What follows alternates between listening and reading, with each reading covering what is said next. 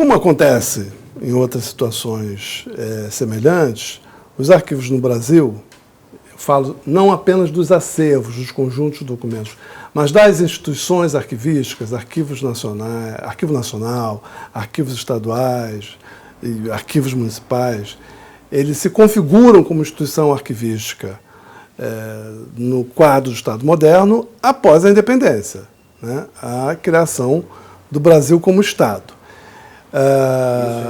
Isso a partir de 1822, o Arquivo Nacional previsto na Constituição de 24, mas estabelecido em 1838, e vários arquivos estaduais nesse período. Há 2 dias, o arquivo da Bahia fez 130 anos. Esses arquivos, tal como o Arquivo Nacional, eles adquirem um valor simbólico, mas eles, quando afirmo que sempre foram periféricos no Estado brasileiro, é porque eles foram sempre tratados como depósitos de documentos supostamente importantes para a história do Brasil, dentro de uma visão de memória, dentro de uma visão de história. E sem uma relação direta com as administrações que produzem os documentos. Então, isso só foi configurado efetivamente, do ponto de vista legal, a partir da Lei de Arquivos de 1991. Uma lei que foi buscada durante 10 anos pelo Arquivo Nacional e outros atores, né, arquivistas, pesquisadores, né, que foi, nesse período, nos anos 80, também beneficiada pela Constituição, pela nova Constituição, na qual o debate dos arquivos foi colocado por diversos desses atores. A questão digital, ela é uma questão central hoje na arquivologia e na gestão dos arquivos.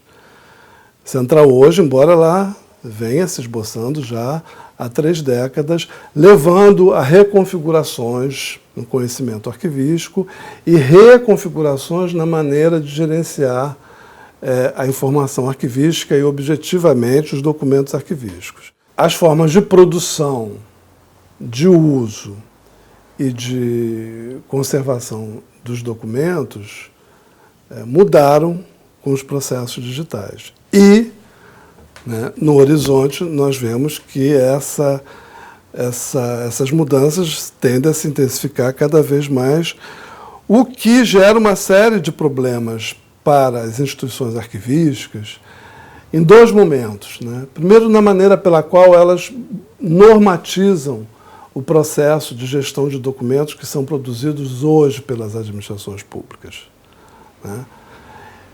E que demanda um conjunto de conhecimentos técnicos científicos que é muito grande e que vai muito além daquilo que se fazia até, digamos, os anos 80. Né?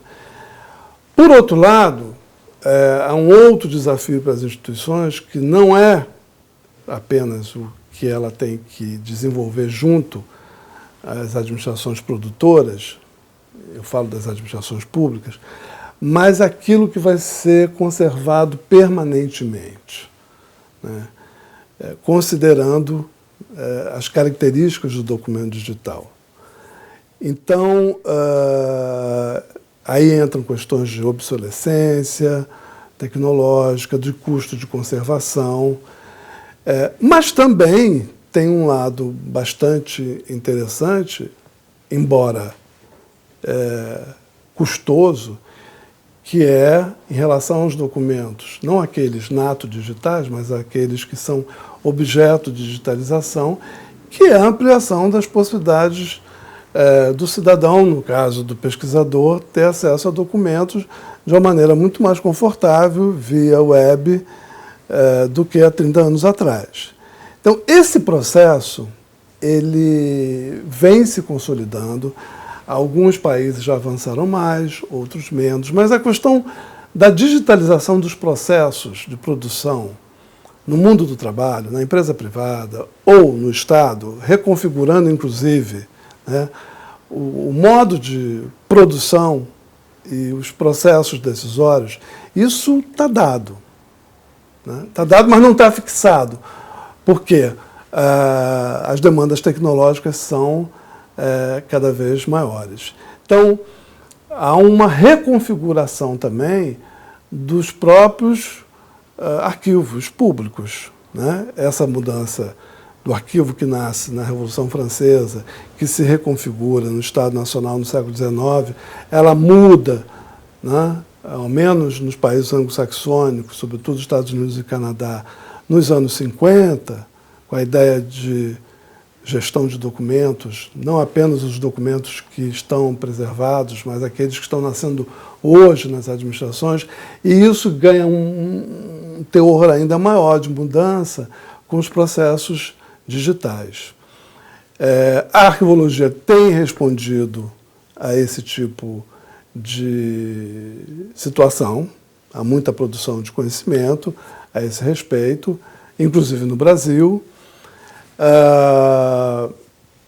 e muitos países já avançaram em termos de políticas arquivísticas compatíveis com esse cenário.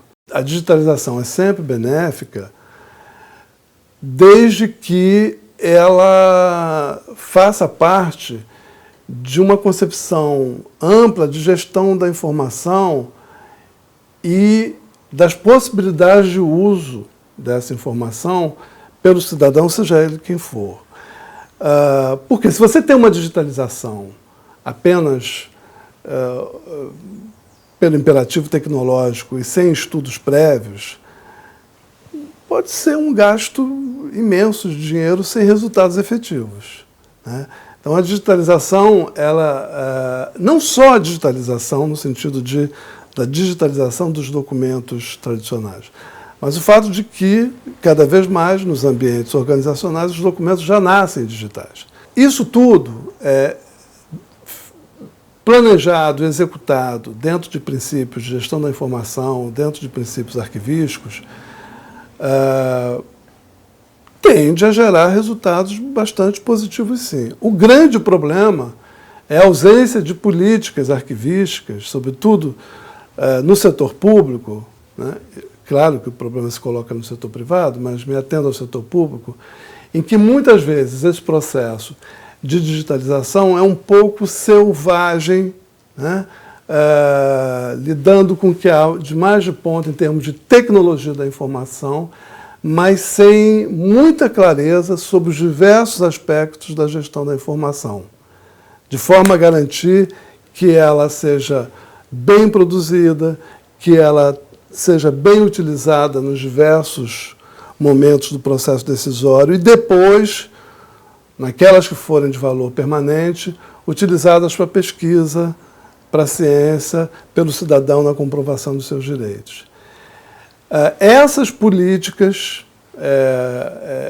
no caso do Brasil, nós temos ainda pouco desenvolvidas. Algumas instituições vêm avançando, mas não é falta de conhecimento. Aí tem muito a ver com a questão do reconhecimento dos arquivos, não apenas como repositório de documentos que são, né, a joia da coroa do Estado, né, mas como instituições fundamentais para a gestão da informação e para a governança, hoje, das administrações públicas.